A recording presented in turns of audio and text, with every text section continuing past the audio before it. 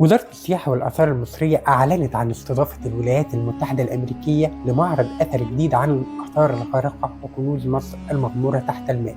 المعرض مقرر إقامته العام القادم 2027. الولايات المتحدة مش أول مرة تستضيف فيها معرض عن الآثار الغارقة في مصر. المعرض بيعتبر الثالث بعد 2 حققوا نجاح مبهر وقتها. أول جولة كانت بعنوان كليوباترا، البحث عن آخر ملكة مصر. شاركت فيه متاحف اسكندرية وإدارة الآثار الغارقة ب 142 قطعة أثرية، واتعمل في 3 ولايات أمريكية.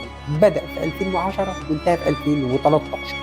الجولة الثانية كانت بعنوان أوزيرس أسرار مصر الغارقة. شاركت فيه متاحف اسكندرية وإدارة الآثار الغارقة والمتحف المصري في التحرير ب 293 قطعة أثرية، وقيم في 4 ولايات أمريكية.